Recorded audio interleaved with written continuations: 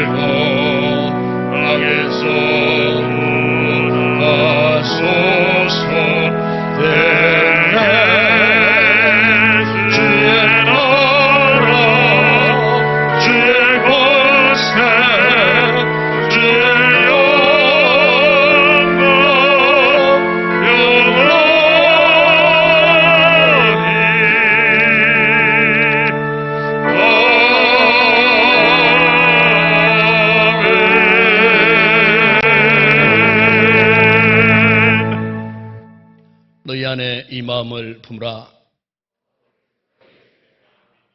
그는 근본 하나님의 본체시나 오히려 자기를 비워 종의 형체를 가지사 자기를 낮추시고 죽기까지 복종하셨으니 곧 십자가에 죽으심이라.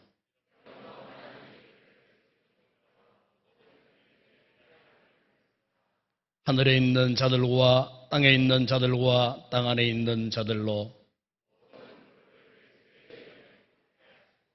모든 입으로 예수 그리스도를 주라 시인하여 하나님 아버지께 영광을 돌리게 하셨느니라. 아멘. 전능하사 천지를 만드신 하나님 아버지를 내가 믿사오며 그 위아들 우리 주 예수 그리스도를 믿사오니 이는 성령으로 잉태하사 동일녀 마리아에게 나시고 본디오 빌라도에게 고난을 받으사 십자가에 못 박혀 죽으시고 장사한 지 사흘 만에 죽은 자 가운데서 다시 살아나시며 하늘에 오르사 전능하신 하나님 우편에 앉아 계시다가 저리로서 산자와 죽은 자를 심판하러 오시리라.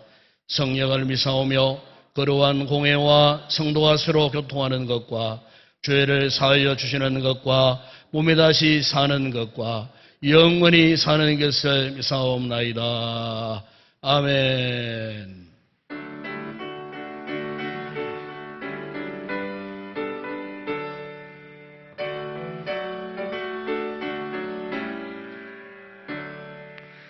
찬송으로 할 수 없는 그 사랑 주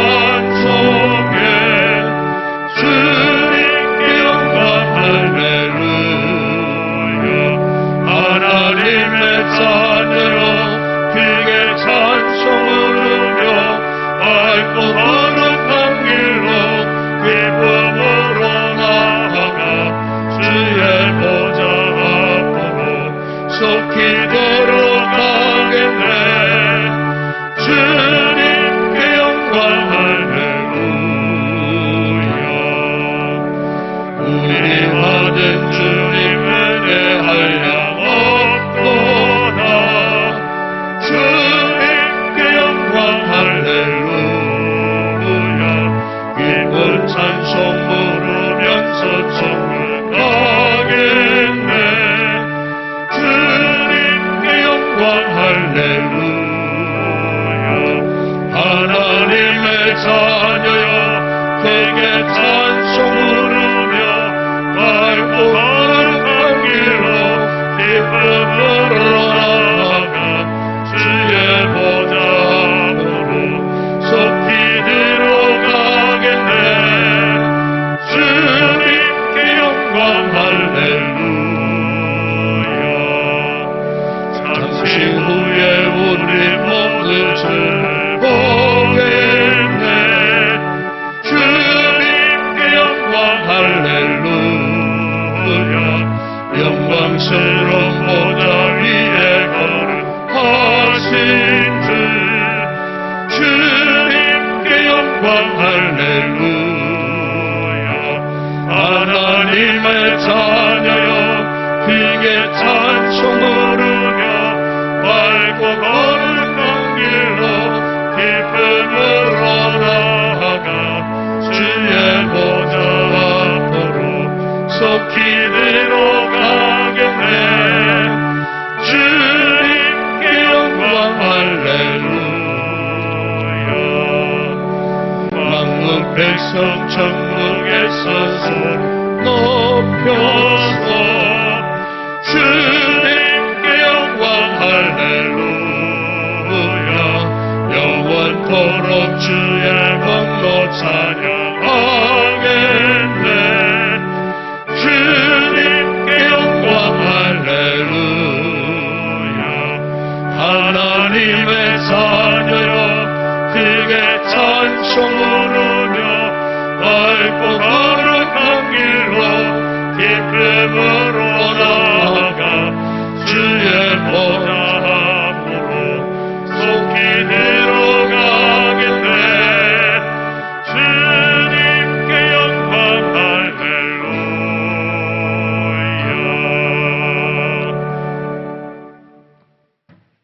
사랑의 하나님 아버지, 죄로 말미암아 영원히 죽었던 저희들을 십자가의 은혜로 구원해 주시고 하나님의 자녀 삼아 주신 것을 감사드립니다.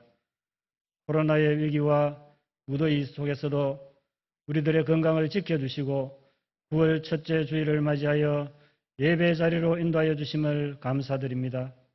지난 한 주간 동안도 주님 뜻대로 살지 못하고 육신의 정욕과 세상의 헛된 욕망에 사로잡혀 있는 우리들의 마음을 이 시간 회개하오니 십자가의 보혈로 깨끗이 씻어주시고 이 시간 온 마음과 정성을 다하여 예배드릴 때 주님 홀로 영광받아 주시옵소서.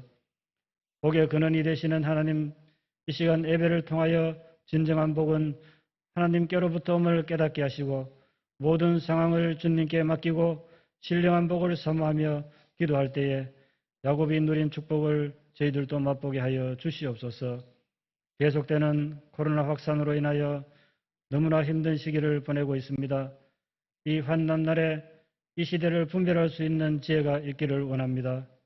이럴 때일수록 은혜를 입은 주의 백성들이 어떤 모습으로 살아가야 할 것인지를 분별하게 하시고 하나님의 전신갑주로 무장하여 영적 전쟁에서 승리하는 저희들이 되게 하여 주시옵소서. 9월부터 새로 시작되는 비대면 교육과 소그룹 모임이 계획하고 준비한 대로 순조롭게 잘 진행되게 하시고 침체되어 있던 우리들의 영성이 회복되게 하시며 이 어려운 환경 속에서도 하나님 나라가 더욱 확장될 수 있도록 성령님께서 도와주시옵소서.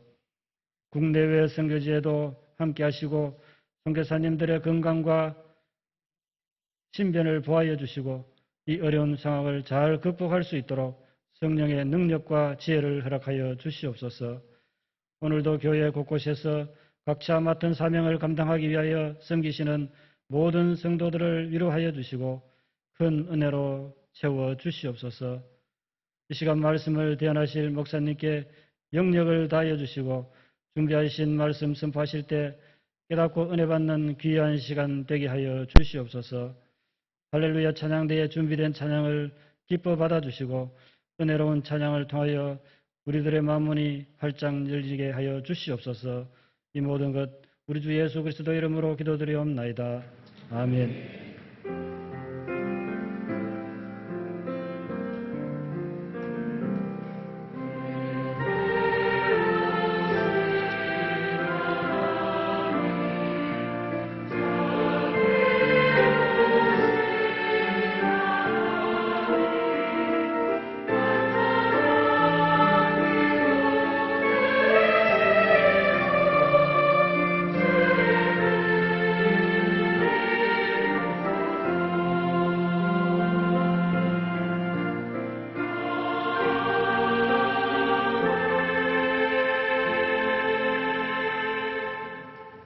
오늘도 우리 교회 이부예배 처음 찾아주신 우리 새가족 여러분들 진심으로 환영을 드립니다. 이부예배 저를 만나주시고 또 축복기도 받으시고 교회 안내 잘 받고 돌아가 주시면 감사하겠습니다.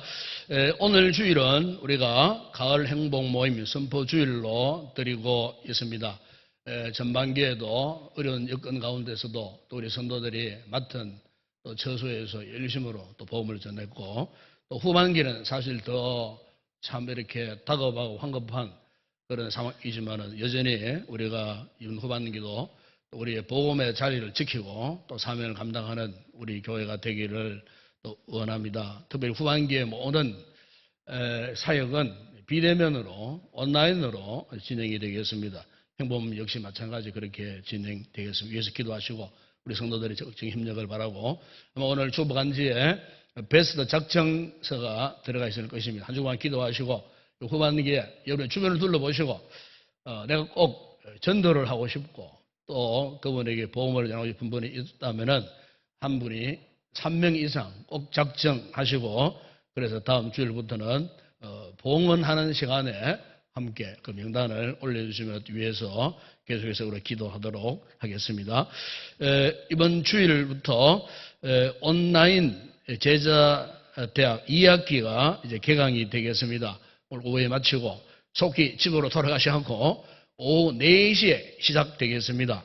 우리 성도들은 각 처소에 가정에 계시고 나는 목양실에서 이렇게 진행을 하려고 합니다.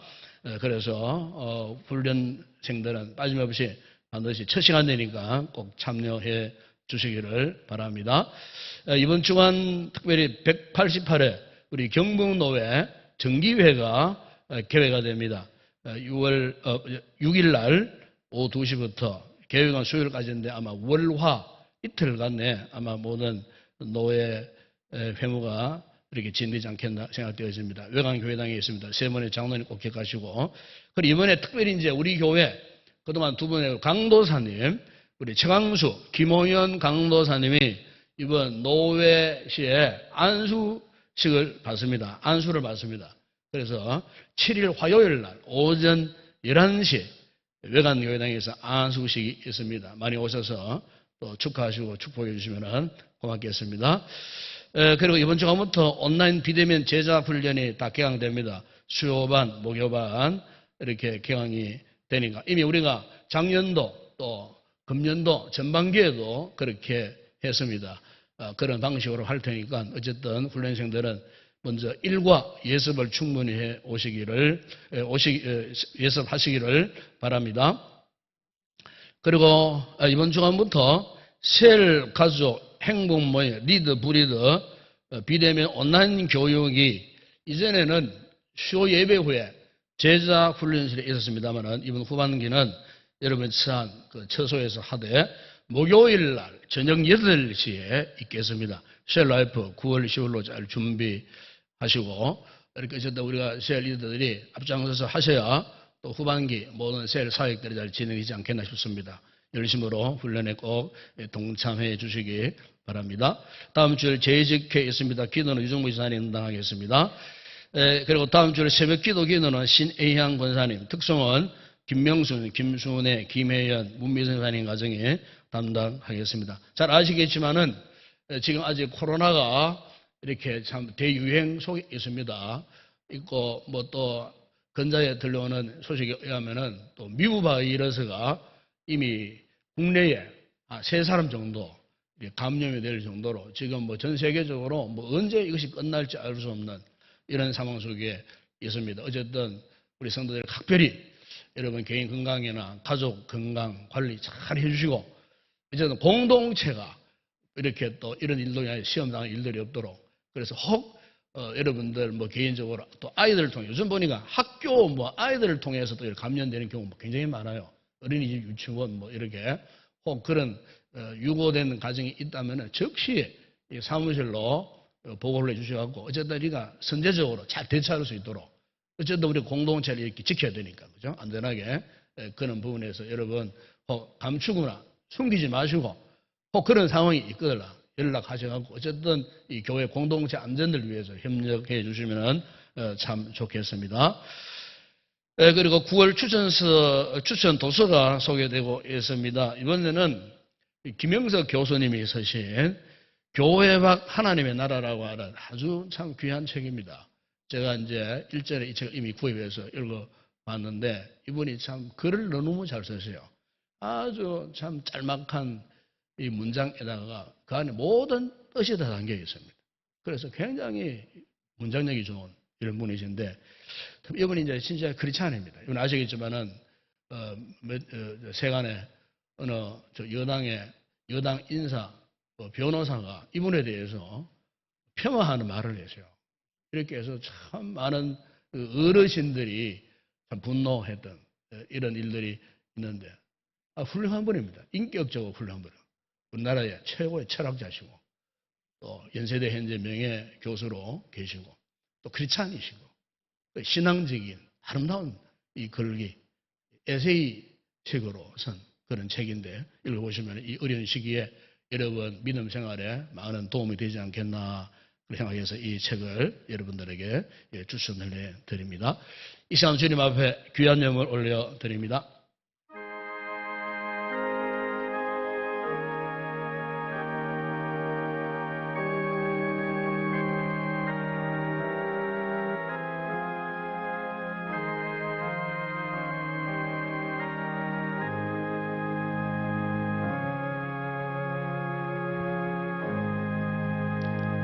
아버지 하나님, 오늘도 우리를 거룩한 예배자로 불러주시고 은혜 만만 감사하여 가장 아름다운 귀한 예물들을 이 시간 주님 앞에 봉헌에 올립니다. 소도의 11조를 축복하시고 성도들의 그 개인, 가정, 가족, 직장을 복주시고 날마다 소득의 잔이 또 흘러넘치는 귀한 복을 누리게 하여 주옵시며 또한 아름다운 각양 감사의 물을 담은 귀한 예물을 올려드립니다.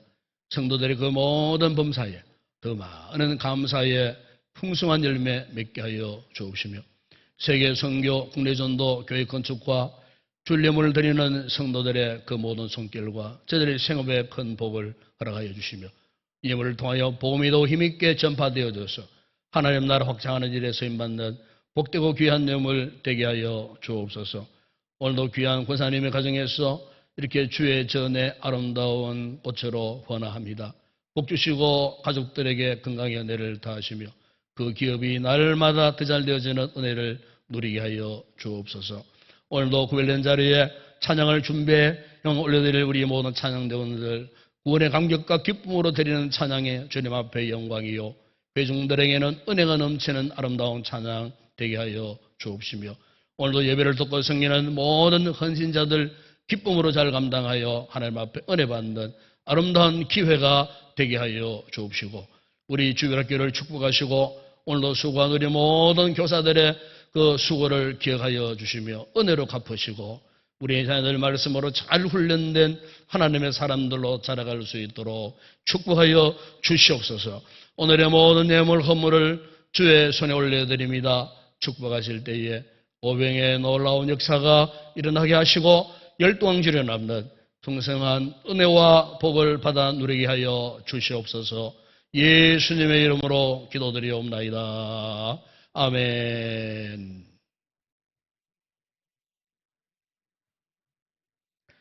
오늘 상고할 하나님 말씀입니다. 오늘은 신약성경 사도행전 제13장 13절, 14절 두 절을 함께 합독을 하도록 하겠습니다.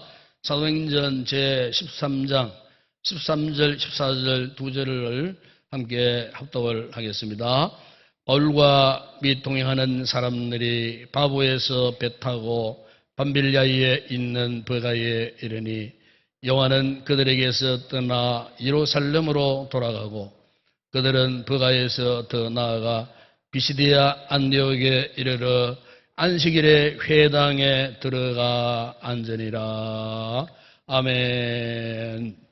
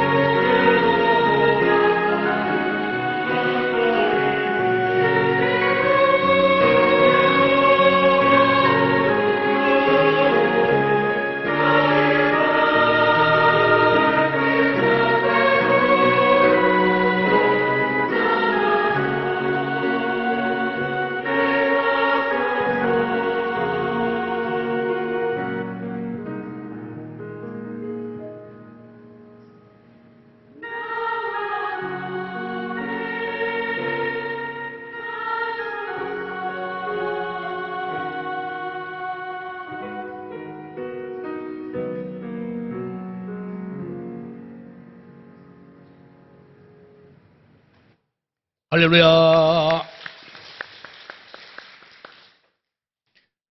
네, 어떤 대장장이가 여행을 가게 되었습니다.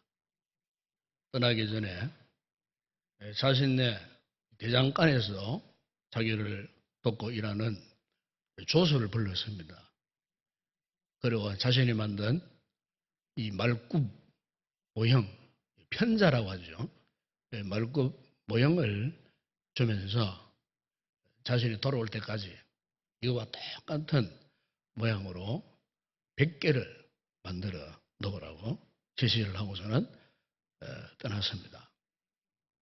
조선은 이제 주인의 명령대로 이 말굽 100개를 만들었습니다.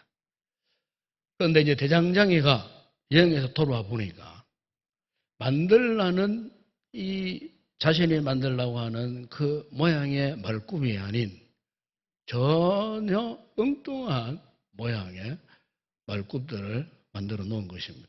그래서 이 대장장이가 도대체 어찌된 일이냐고 주목을 하니까 끝까지 이 조수가 주인의 말대로 했다고 이렇게 고집을 하는 겁니다.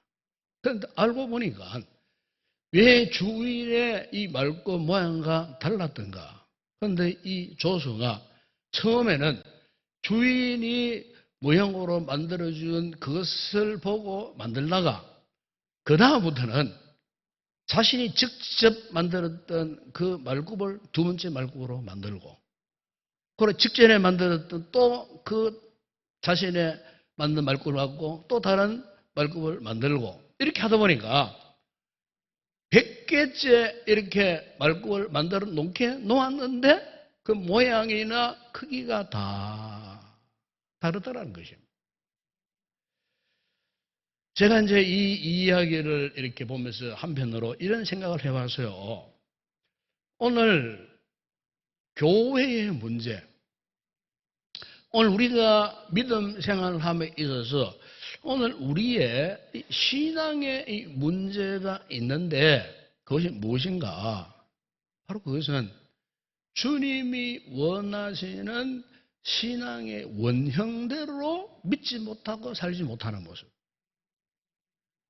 주님이 말씀하셨던 이 신앙의 본질대로 오늘날 교회가 존재해야 되고 신앙의 본질대로 신앙의 원형대로 오늘날 모든 그리스도인들이 그렇게 믿고 살아가야 하는데 오늘날 교회나 또 우리 성도들의 개인 믿음 생활을 보게 되면은 이미 그 원형을 상실해버린 상태예요.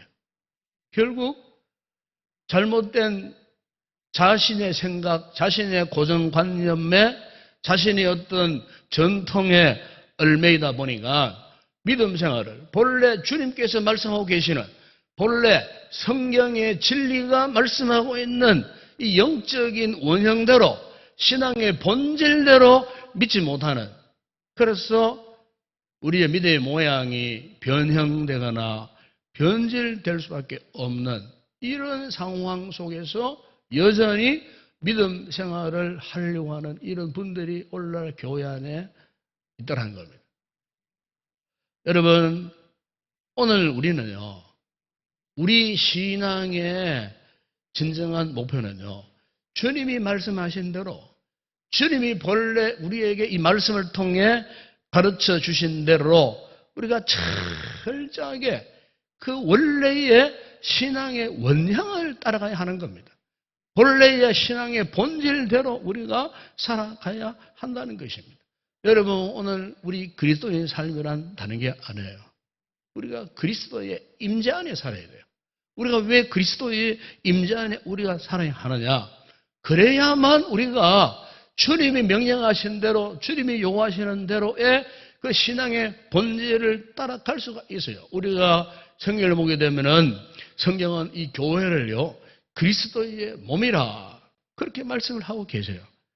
그러니까 이 말은 무슨 말이냐면은 그리스도의 몸은 오늘날 우리 모든 그리스도인의 영적인 이 정체성을 말합니다.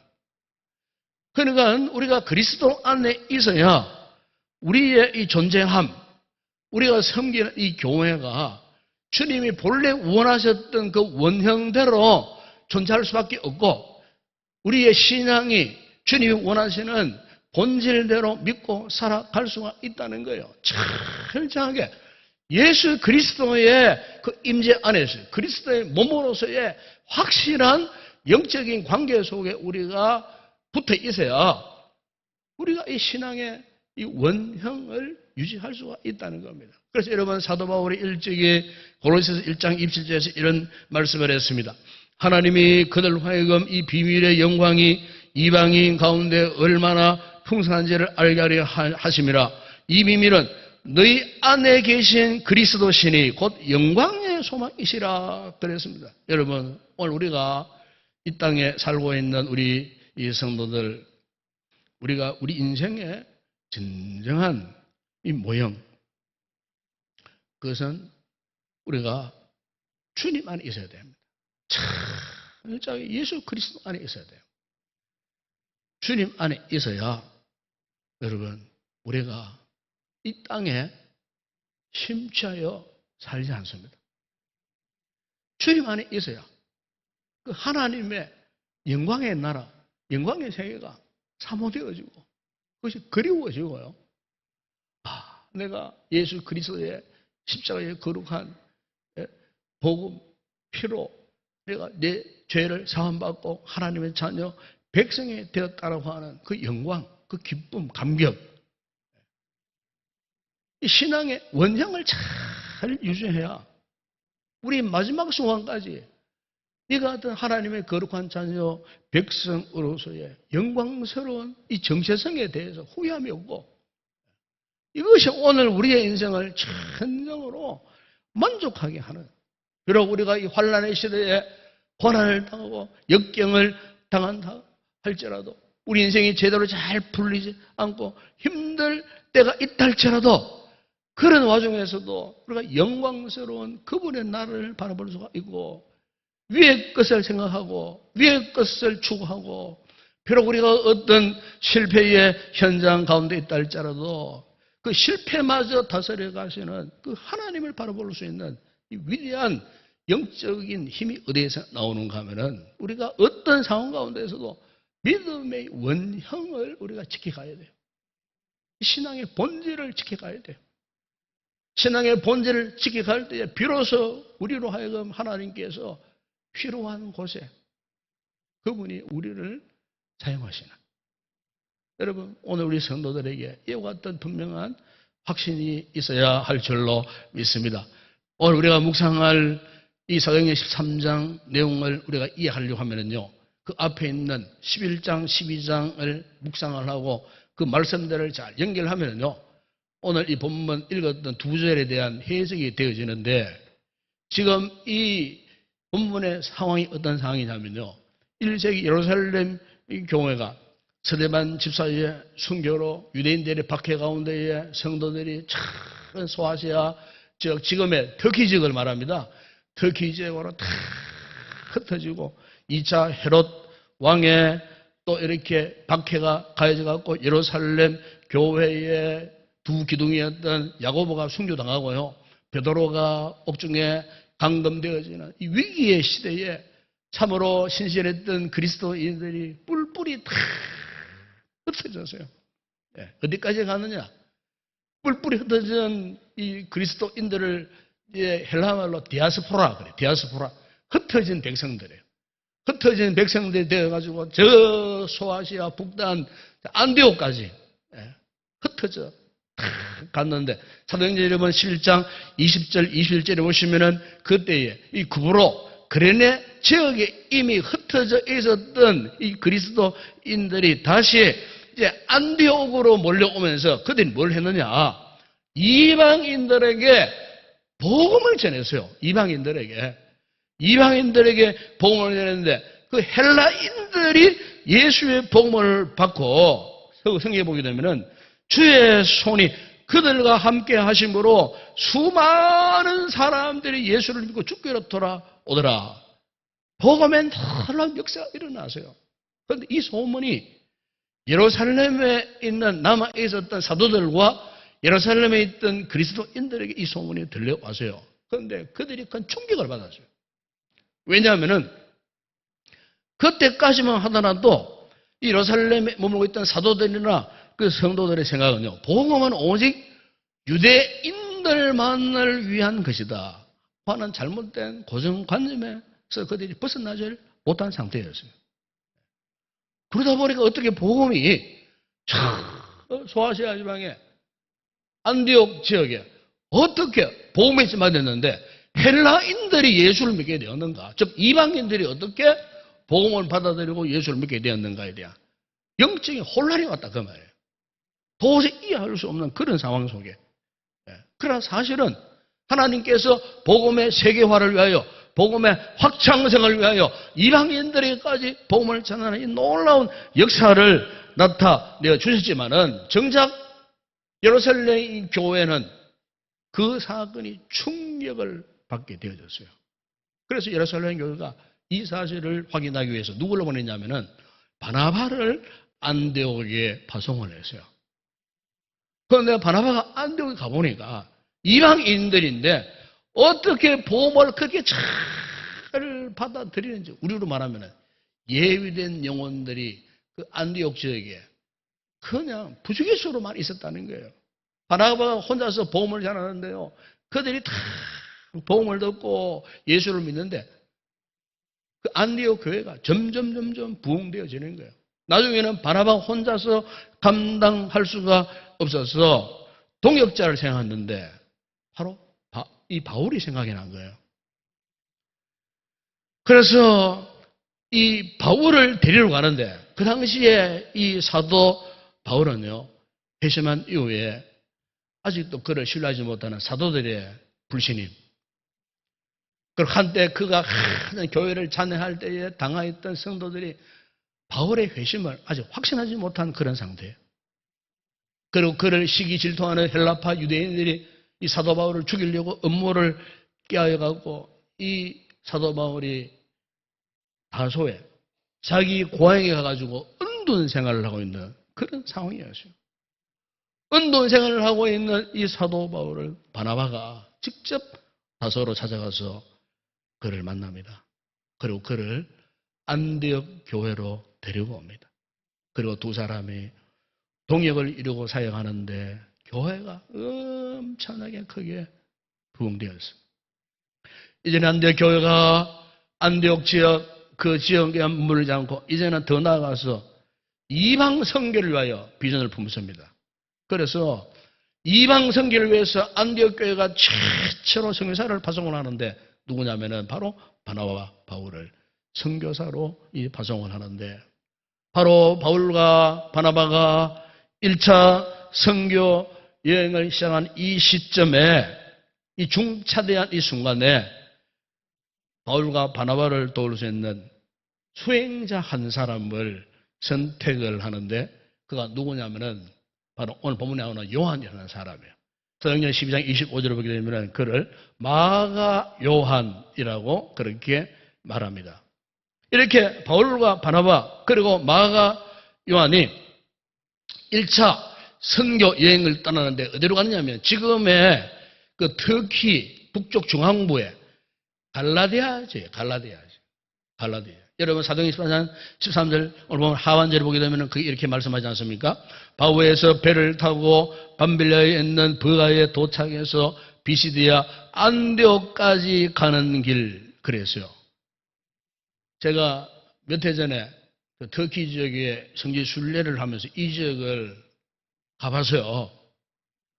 갔는데 여러분 터키라는 이 나라가 엄청나게 커요. 우리나라와 비교할 때는 뭐 거의 막 땅덩어리가 막 얼마나 큰지 몰라요. 예. 지금은 가보니까 뭐 고속도로도 깔아놓고 뭐 전 포장된 도로에 뭐 최신형 이 고속버스가 뭐 거의 시속 120으로 팍 달리지만, 그런데 그런 성좋은 버스를 탔는데도요, 이 지역에서 이 지역 옮겨가려고 하면은 2시간, 3시간 걸려요. 그냥 하루 종일 다니는데 그냥 차 안에서 머무르지 더 말할 것 같아요. 그 정도로 땅덩이가 큰 그런 지역이에요. 그래서 제가 그때 이 순례를 하면서 생각을 했어요. 아, 사도 바울이 1차 전도 여행 때에 이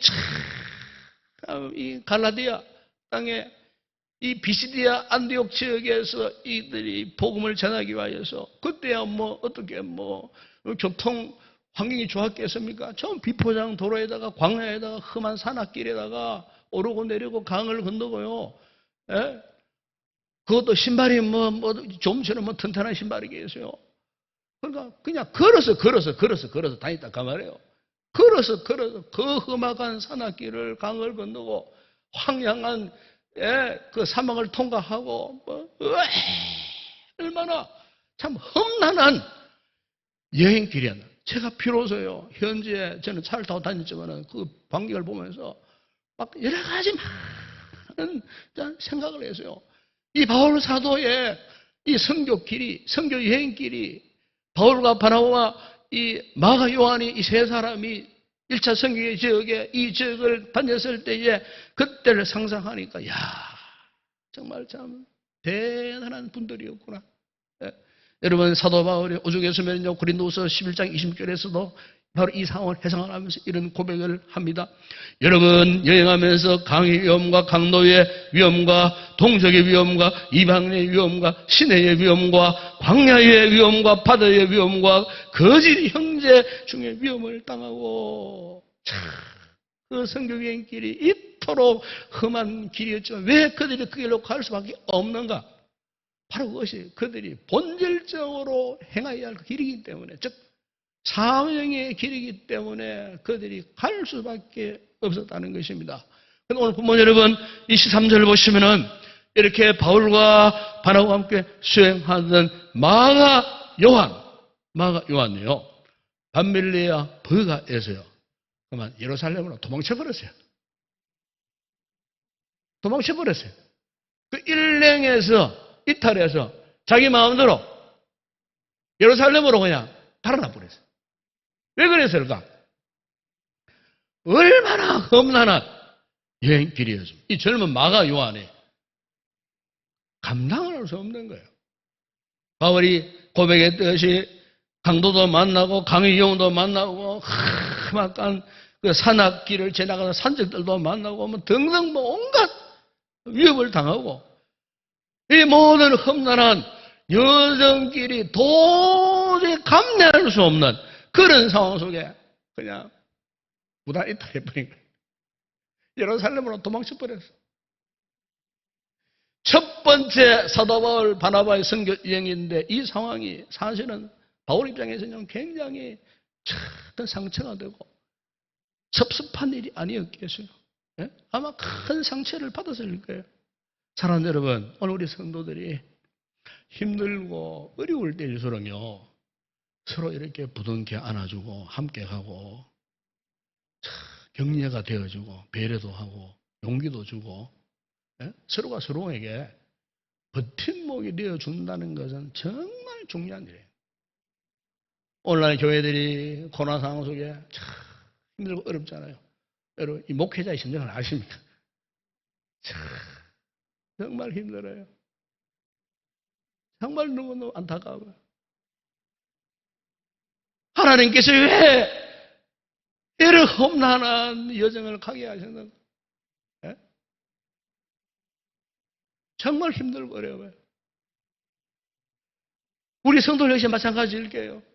이 험난한 상황 속에 경제적으로 여러분 하시는 일들마다 잘 안 되지요. 사회적 관계가 원치 않는 고립 관계에 들어가지요. 고독하지요. 다 누가 나에게 눈길 한번 줍니까? 알아줍니까? 예? 웃어나 줍니까? 이런 상황 속에 정말 힘들고 어려운 정말 이 순간 진정한 위로가 필요하고 안위가 필요할 때에 여러분 옆에 있는 형제 자매들에 대한 무관심하면 안 돼요. 마가가 힘들다고 어렵다고 하나님께서 그에게 정해주신 그 위치를 떠나버린 것처럼 여러분 만약 오늘 우리의 믿음 생활, 영적인 관계 속에서 공동체 생활 속에서 하나님의 교회를 섬기는 성도들이 자기 자신만의 안위를 위하여서 만약에 마가가 버리고 떠났던 것처럼 자신만의 안위를 위해서 이 같은 공동체 삶에서 이탈해 버린다면 그것은 결코 주님이 원하시는 모습이 아니라는 거예요. 근데 여러분 오늘 본문의 마가 요한은 그렇게 했어요. 자신만 편하자고 자기 길을 가버렸다는 것입니다. 여러분, 그렇다고 해서 바울이 선교를 포기할 수 있겠습니까? 네. 결국 훗날 그의 고백에 보게 되면요, 이 험난한 선교 여행 중에서 경험했던 아픈 상처를 갈라디아서 4장 13절 갈라디아 교회 성도들에게 보내면서 이런 이야기를 합니다. 내가 처음에 육체의 약함을 말미암아 너희에게 복음을 전한 것은 너희도 아는 바라. 그랬어요. 그러니까 그 소아시아 북단 지역, 비시디아 안디옥 지역에 있었던 갈라디아 그 지방입니다. 지금 그걸 말하는 겁니다. 거기에서 복음을 전하다가 받은 핍박, 생의 육체적인 약함, 인간적인 섭섭함, 뭐 이런 것들로 인하여 아마 사도 바울이 엄청난 상처가 많았을 거예요. 뿐만 아니고 그 이방인들에게 복음을 전하다가 돌에 맞아가지고 그만 죽어갖고 성 밖으로 버림을 당했던 그 지역에 온갖 상처, 고통, 참 어떻게 보면 굉장히 참 절망적인 그런 순간이었을 거예요. 여러분, 자신이 생각하는 대로 잘 되지 않았어요. 그럼에도 불구하고 바울과 바나바가요, 사도행전 13장 46절과 52절에 보세요. 고백합니다. 바울과 바나바가 담대히 말하여 이르되 하나님의 말씀을 마땅히 먼저 너희에게 전할 것이로되 너희가 그것을 버리고 영생을 얻기에 합당하지 않는 자로 자처하기로 우리가 이방인에게로 향하노라. 그러면서요, 52절 보면은 이 제자들은 바나바, 바울을 말합니다. 기쁨과 성령이 충만하니라. 그랬습니다.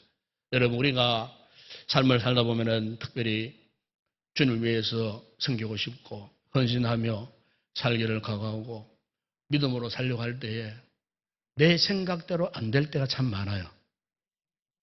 마치 내 인생 그림이 엉망진창 된 것 같은 때가 있어요. 아무도 나에게 관심을 주지 않고 도움도 주지 않고 오히려 나의 실패를 비아냥거리고 조롱하고 비난 속에 놓여질 때가 없지 않아요. 여러분, 그랬을 때에 오늘 우리 성도들이 만약 그런 상황이 있다고 했을 때에 함부로 여러분 그렇다고 내 인생 실패했다 하는 생각 속단하면 안 됩니다. 왜냐하면 우리 하나님께서는요, 우리의 아픔, 상처, 나의 실패 가운데서도 그분은요, 성실히 우리를 여전히 나를 돌봐주시고 내 인생을 붙들어 주시고 일으켜 주시고 인도에 가시는 좋으신 하나님이시기 때문에 그렇습니다. 여러분, 오늘 본문에 보시면 그야말로 환상의 콤비 아닙니까? 바울과 바나바, 그와 함께 동행했던 마가 요한이 바울의 1차 선교 여행 때 이탈난 이후에 사도행전 여러분 15장 39절에 보시면 이제 2년 후입니다. 2년 후. 이미 세월이 2년 지나가서요. 그래서 사도 바울과 바나바가 2차 선교 여행을 준비하며 출발하는 시점에서 이번에는요, 바울과 바나바에게 큰 갈등이 생겼어요. 그 갈등의 그 원인이 뭐냐? 1차 선교 여행 때 도망쳐버렸다. 마가 요한 때문이었어요. 사실 이 마가는요, 바나바의 조카예요. 생실이에요. 그러니까 마가, 이 바나바 입장에는 원래 바나바는 좋은 사람이에요. 착한 사람이에요. 모든 걸 다 덮어줄 수 있는 그런 인품을 가진 사람이었기 때문에 어쨌든 자신의 조카 마가가 다시 한번 재기할 수 있는 기회를 주고 싶었던 것 같았어요. 그러나 이 대쪽 같은 이 사도 바울은 통하지 않았어요. 안 된다. 데리고 갈 수 없다. 이것 때문에요. 왈가불가 이 바나바와 바울이 큰 다툼을 했어요. 그러나 바울 입장에서는 1차 전도 여행 때 마가로부터 받은 상처가 아직도 가라앉지 않는 그런 상태에 결국 마가의 이 동행 문제로 인해서 환상의 콤비였던 이 바울과 바나바가요, 갈랐습니다. 바울은 신라를 데리고 바나바는 마가를 데리고 이렇게 각자의 선교지로 떠나고 마는 이와 같은 참 모습을 우리가 보게 됩니다. 근데 여러분, 여기서 우리가 주목해야 할 사실이 하나 있어요.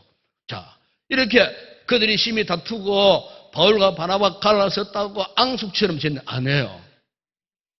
그들이 마가의 문제 때문에 절대로 적대적이 아니었어요.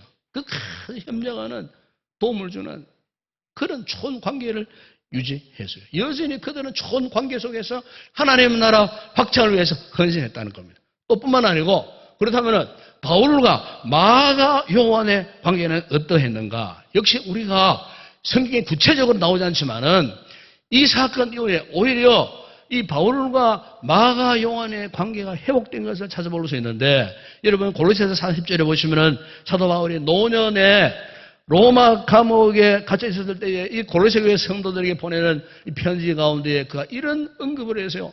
나와 함께 갇힌 아리스다와 바나바의 생질 마가와 이 마가에 대하여 너희가 명을 받았음에 그가 이르거든 영접하라. 그래서요. 내치지 말고 이 마가를 사랑으로 영접하거라. 뿐만 아니라 여러분 디모데후서 4장 11절에 보시면은 믿음의 아들 디모데에게 편지를 쓰면서 이렇게 말합니다. 누가만 나와 함께 있느니라 네가 올 때에 마가를 데리고 오라. 그가 나의 일에 유익하니라. 여러분 알고 보니까 마가의 젊은 시절에 그 고난의 선교의 현장을 이기지 못하고 도망을 쳤지만은 한때는 사도 바울에게 큰 근심도 되고 상처가 되었지만은 알고 보니까요 사도 바울이 그 같은 철부지한 마가를요 이렇게 다 품고 하나님의 나라 확장을 위해서 동역을 했는데 사도 바울이 로마의 옥중 가운데 노년에 마가에 대해서 그는 나의 일에 유익한 자가 되었느니라. 그렇게 경솔했던 행동했던 그 마가가 알고 보니까 주변의 신앙의 선배들 자신의 삼촌 아마 바나바를 통해서 얼마나 훈련을 잘 받았겠어요. 사도 바울 역시 마찬가지요. 그걸 품었다 그 말이에요. 그랬을 때에 그가 자신의 잘못을 깨닫고 잃어버렸던 그 길, 떠났던 그 길로 다시 돌아와서 주님이 필요로 하는 거룩한 하나님의 나라의 동역자로 소중한 존재로 그렇게 사용되어졌다는 것입니다. 사는 여러분, 오늘 우리 역시 그렇습니다. 우리 인생에 있어서 참으로 소중한 모습은 이렇게 주님이 필요로 하시는 존재로 사는 겁니다.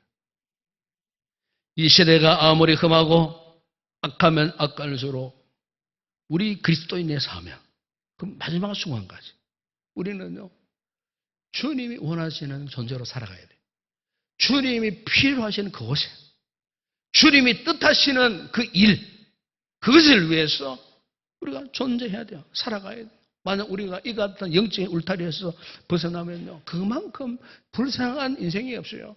예? 불행한 인생이 없어요. 여러분 오늘 우리가 묵상하고 있는 이 사도행전은요 초대교회의 태동과 성장과 이 부흥의 역사를 기록한 그야말로 흥미진진한 책에 일명 우리가 성령 행전이라 그러지 않습니까? 십자가의 복음과 성령 충만으로 제자들이 예루살렘과 유대와 사마리아와 땅끝까지 참 주님의 정견되어 살아갔던 그 제자들의 그 모습, 그 교회의 초대 교회, 환란의 그 시대에, 환란의 극한 시대에 1세기 초대 교회 성도들이 1세기 초대 교회들이 어떻게 복음을 위하여 헌신했고 충성하고 그들이 사명을 감당했는가.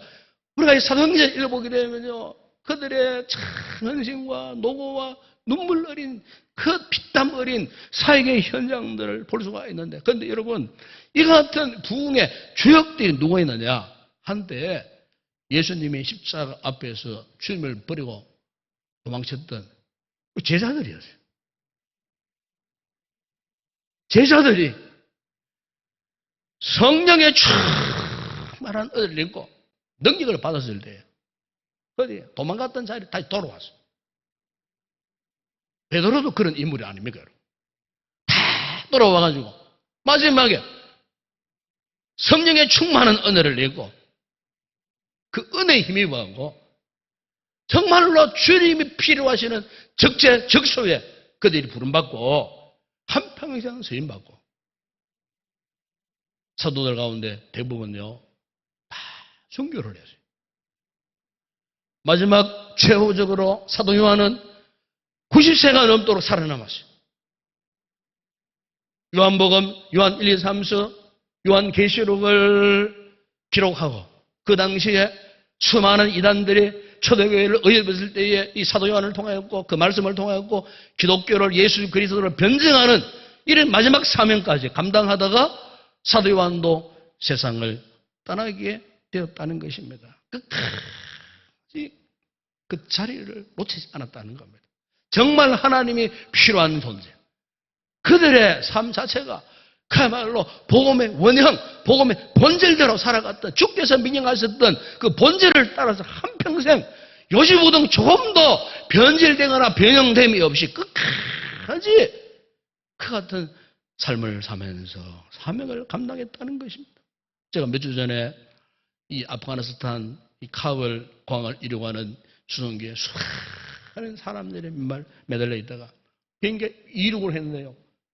사람이 떨어지는 거예요. 그 광경을 봤어요. 너무나 끔찍스러웠어요. 제가 그 광경을 보면서 두 가지를 생각했어요. 하나는 아프간을 위해서 기도해야 되겠구나. 오늘 새벽에도 기도했습니다만 그 아프간에 1만 2천여 명의 우리가 똑같은 개신교 신앙의 형제 자매들이 지금 참 위기에 처해져 있어요. 교회들이 위기에 처해져 있어요. 이 선교사님들이 위기에 처해져 있어요. 그분들을 위해서는 꼭 기도해야 되겠다. 그리고 또 하나는 무슨 생각을 했냐면은 영혼 구원에 대한 열정을 생각했어요. 간절함.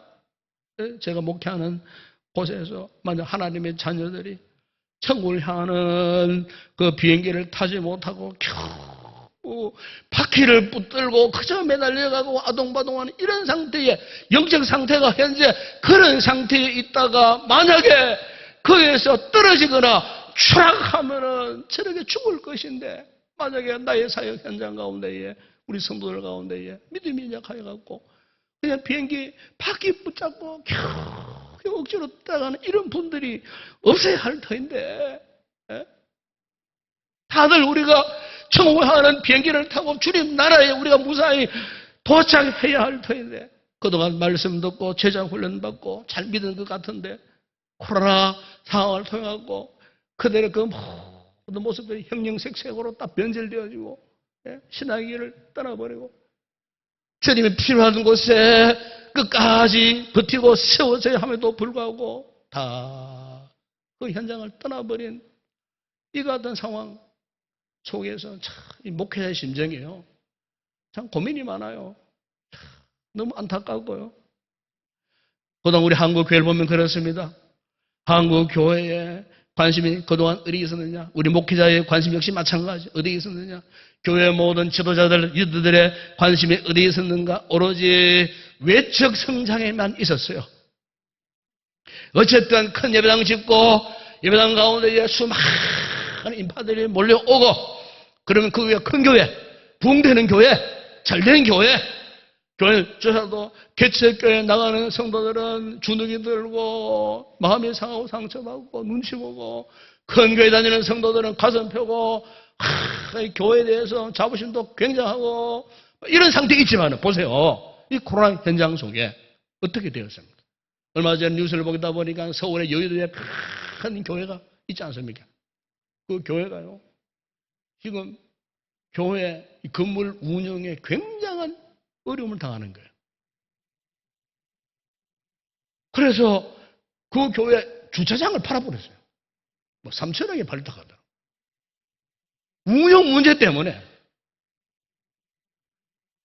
코로나 상황 속에 교회인들이 예배를 들으러 오지 않으니까, 헌금을 제대로 하지 않으니까, 그 큰 교회 덩어리를 어떻게 경영하라고 운영을 할 것인가, 그 말이에요. 하는 수 없이 그 교회의 그 요지에 있는 그 주차장을 팔아버렸어요. 교회 운영 문제 때문에. 여러분, 지금 교회가 부도난 교회 많아요. 경기도 서울 쪽에 가보세요. 한때는 부흥되는 교회, 잘 나가던 교회, 떵떵거리던 그 교회가요, 지금은 어떻게 되었느냐? 그 자리를 떠나버린 텅텅 비어있는 그 교회. 앞으로 참 회복되겠나 싶을 생각하면 절망적이에요, 지금. 여러분, 교회가 외형적으로 큰 예배당이고 많은 사람들이 모인다고 그 교회가 부흥된 교회가 성공한 교회 절대로 아니에요. 여러분, 한국교회 그동안 사람 중심의 교회가 되어버린 결과예요.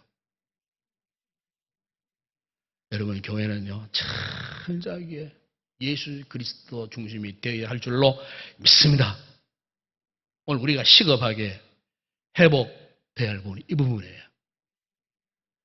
십자가에 죽으시고 부활하셨으며 지금도 우리 마음에 임하여 계시는 주 예수 그리스도를 사모하고 바라보고 그분과 하나 되는 성도가 있는 그 교회. 그래서 신앙의 원형을 회복하고 신앙의 본질을 붙들고 생명 다하기까지 이 자리를 지켜가는 게 주님이 진정 필요로 하시는 존재로 다시 회복되는 거예요.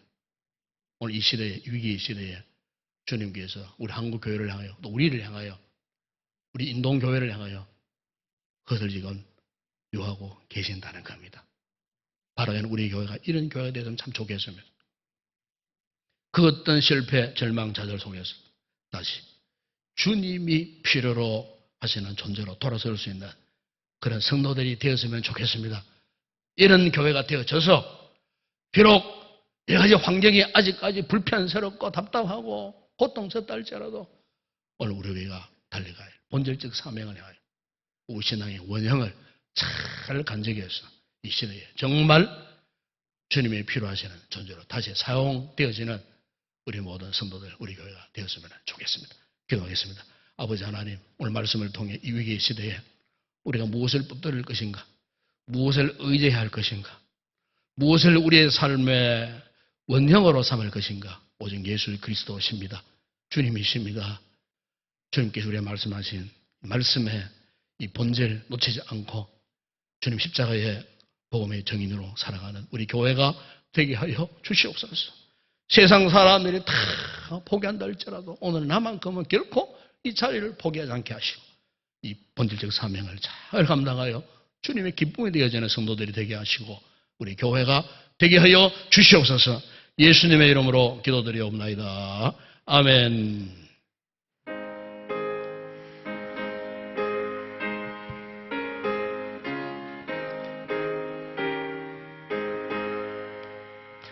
주 예수 넓은 사랑 그 끝이 은혜는 나 힘써던 밤에 참 기쁨의 일세 주의 축복된 말씀 생명과 진리로 내 맘에 갈급함을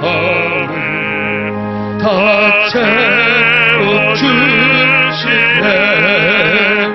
옛부터 전한 말씀 주 예수 그리스도 사랑 나 항상 전하기 참 기뻐하도다. 이 말씀 전할 때에 내 마음이 기쁘고 그 말씀 전할수록 새 기쁨 넘치네. 구원의 복된 말씀 못 들은 사람이 세상의 마음으로 힘써서 전하세. 옛부터 전한 말씀 주 예수 그리스도 사랑 나 항상 전하기 참 기뻐하도다.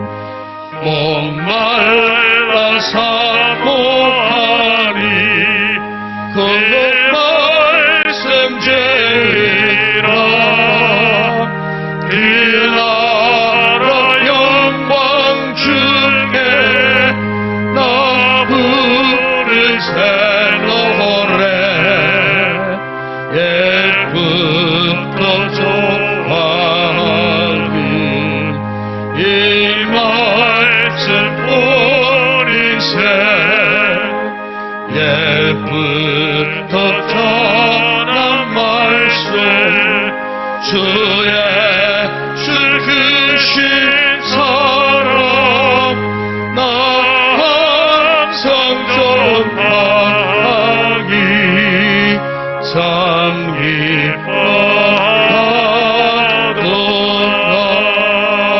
기뻐하도다. 할렐루야. 믿습시다. 반갑습니다. 사랑합니다. 예, 축복합니다. 오늘 말씀대로 정말 이 위기의 시대에 그럼에도 불구하고 우리 모든 상황 속에서 정말 주님이 기뻐하시는 필요한 존재로 이 자리를 지키고 사명의 자리를 잘 갈 수 있는 그런 복된 우리 성도들이 꼭 되었으면 좋겠습니다. 우리 마지막 찬양 주께 올려드립니다.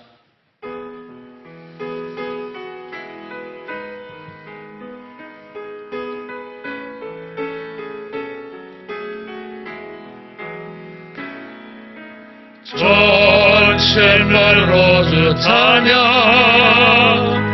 주의 이름 높이 올려드리세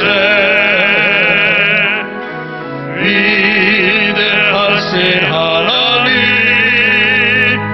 온 땅 위에 높이 올려드리세 주의 영광의 하늘 위에 높고 그의 찬송은 생애 끝까지 주의 영광의 모든 나라 위에 주의 찬송은 생애 끝까지. 지금은 우리 주 예수 그리스도의 은혜와 하나님 우리 아버지의 무한하신 사랑하심과 성령의 위로와 교통과 충만하신 은혜가 위기의 시대에 결코 우리는 실패한 존재가 아니라 다시 하나님이 필요하시는 존재로 쓰임받을 수 있다는 믿음의 큰 확신을 갖고 우리 남은 생애까지 복음의 정인되기를 결단하고 돌아가는 우리 모든 성도들 가운데 저들의 가족과 범사 위에 우리 교회 가운데 이 나라와 이 민족과 우리 선교지 사역하는 주의 종들 위에 이제와 영원토록 함께 있을지어다. 아멘.